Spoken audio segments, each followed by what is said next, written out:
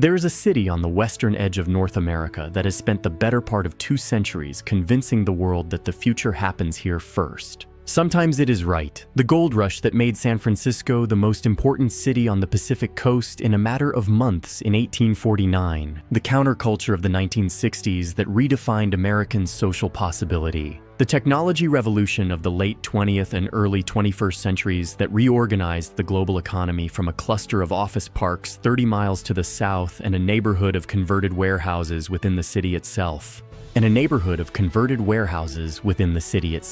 San Francisco has a genuine claim to having been, at several distinct historical moments, the place where something genuinely new entered the world. It is also a city of 47 square miles, smaller than many American suburbs, built on a peninsula between a bay and an ocean.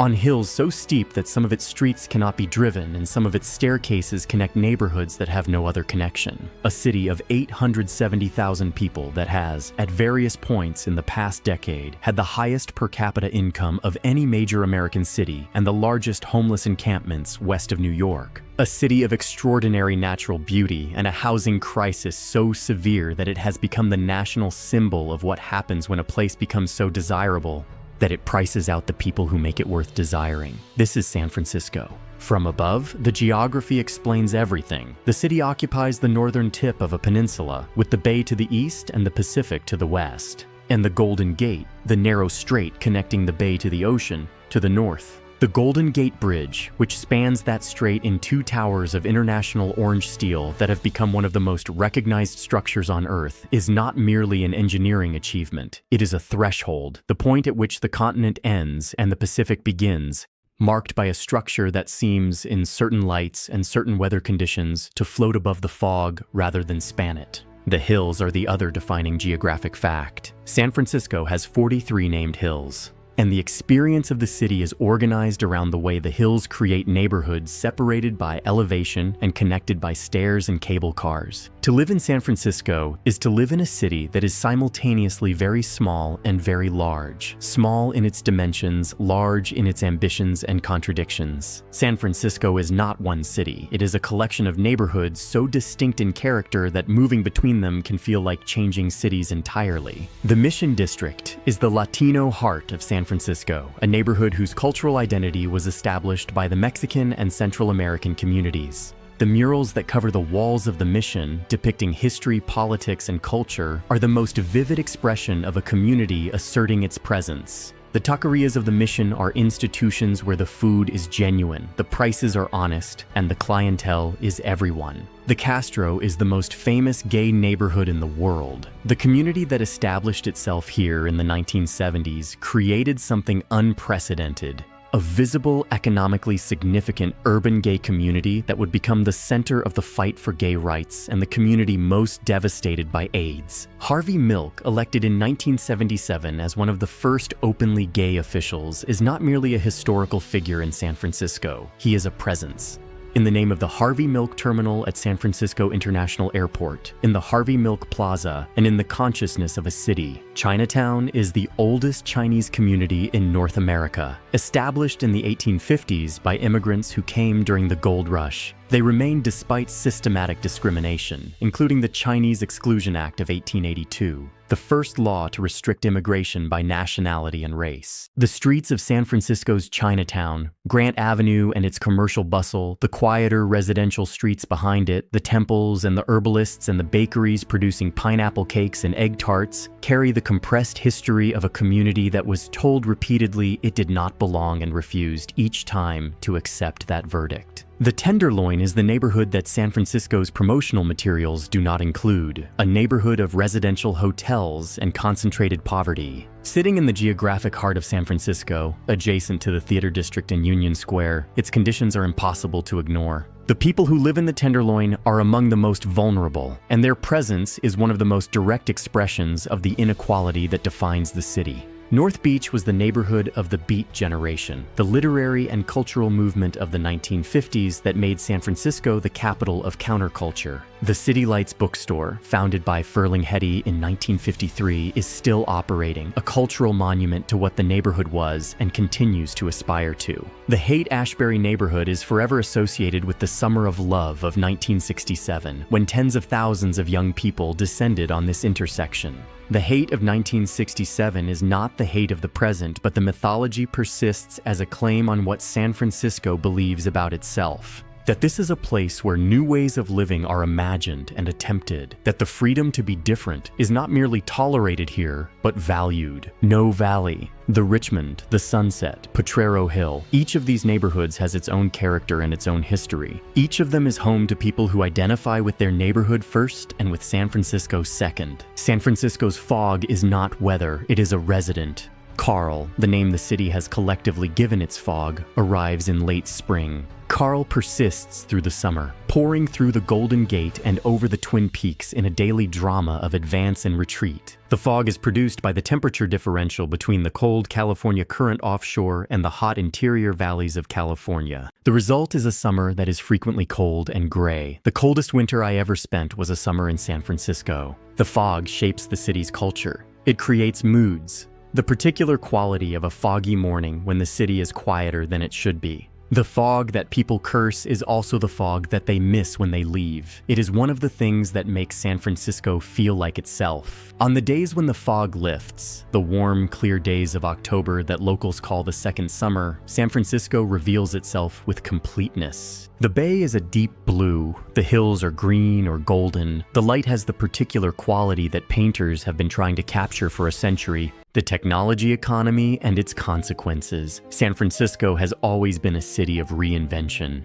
and its most recent reinvention into the residential and cultural center of the global technology industry has been its most economically transformative and its most socially disruptive. The technology industry that developed in Silicon Valley to the south of San Francisco, in the office parks and research campuses of Palo Alto and Mountain View and Menlo Park and San Jose, began in the first decade of the 21st century to establish a significant presence in San Francisco itself. The companies that preferred an urban environment to a suburban one, the young engineers and designers who wanted to live in a city rather than a suburb, the venture capital firms that followed the talent, the startups that needed the density and the energy of an urban environment. All of them moved to San Francisco in numbers that, over the course of a decade, fundamentally transformed the city's economy and its social composition. The consequences were immediate and dramatic. Rents in San Francisco, which were already among the highest in the country, increased at rates that had no precedent in the city's recent history.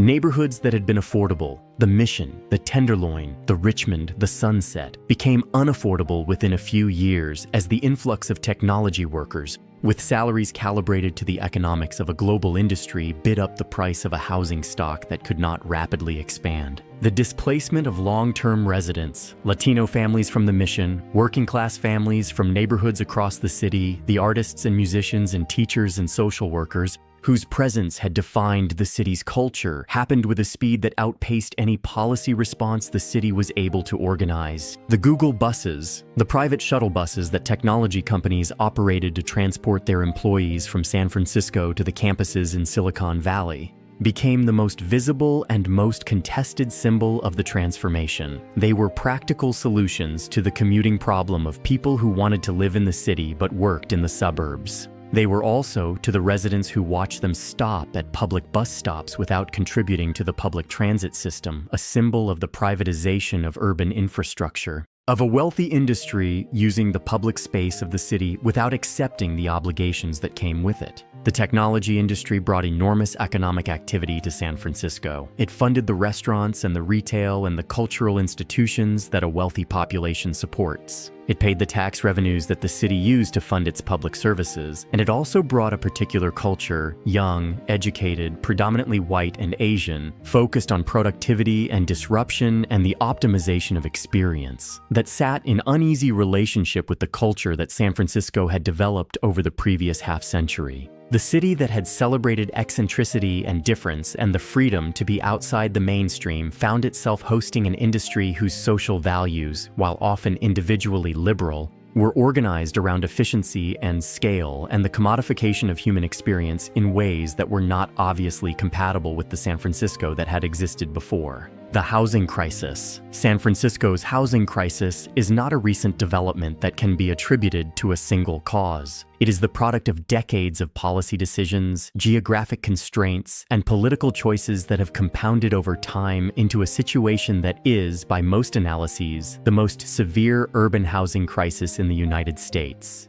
The geographic constraint is real and fundamental. San Francisco is a peninsula. It cannot expand in the way that cities built on flat land can expand. The land area is fixed, and the only way to increase the housing supply significantly is to build upward, to increase density, in a city whose political culture has historically been resistant to development. That resistance is rooted in multiple sources: the neighborhood organizations that have fought development on the grounds of preserving neighborhood character, the homeowners whose property values are enhanced by scarcity and who have used the political process to maintain the conditions that produce that scarcity, the environmental review processes that have been used, sometimes legitimately and sometimes strategically, to delay or defeat housing projects. The result is a city that has added housing at a fraction of the rate that its population growth and its employment growth required, and that is now living with the consequences of that failure. The median home price in San Francisco is among the highest in the United States, in a range that makes homeownership effectively inaccessible to households without either very high incomes or significant pre-existing wealth. The median rent for a one-bedroom apartment is similarly extraordinary. The people who work in the service economy of San Francisco, the restaurant workers, the retail employees, the healthcare aides, the teachers, the city workers,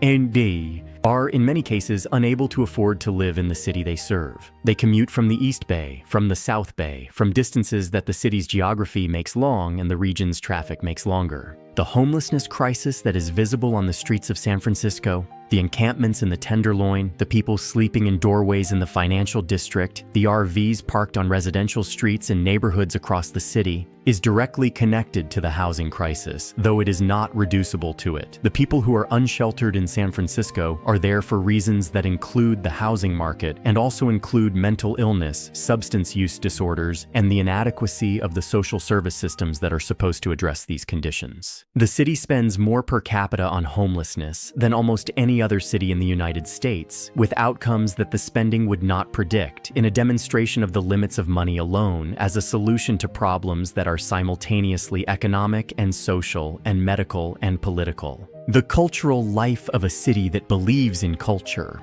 San Francisco takes culture seriously in a way that not all American cities do. The San Francisco Museum of Modern Art, SFMOMA, is one of the finest modern art museums in the United States, its collection and its programming reflecting a city that has been a significant center of visual art. The museum's building is itself a significant work of architecture, and the collection inside it includes major works of the abstract expressionist movement and of the Bay Area figurative tradition. The San Francisco Symphony developed a national and international reputation for adventurousness and quality. The Davies Symphony Hall is acoustically excellent and architecturally distinctive. The San Francisco Opera is one of the 3 major opera companies in the United States, and the War Memorial Opera House in which it performs is a building of civic ambition. It hosted the signing of the United Nations Charter in 1945, in a ceremony that connected the city permanently to the founding document of the post-war international order. The comedy culture of San Francisco produced a generation of performers who shaped American comedy. The improv and sketch comedy scenes that developed here